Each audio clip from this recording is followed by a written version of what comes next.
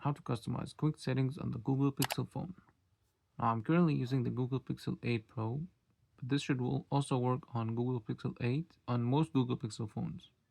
To get started, first scroll down twice. Now you will see this pencil icon. Click on it.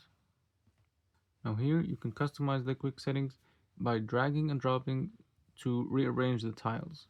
So let's say I can hold and drag this one, then I can bring it down, I put it here.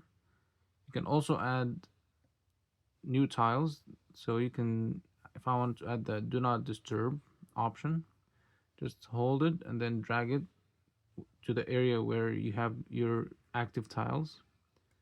If you want to remove a tile, just hold it and then put it here. Now it's very easy. You can put the important ones on top. The ones you use the most, you can put on top. And the ones you don't need, you can just put them in this area where they will not show on your screen.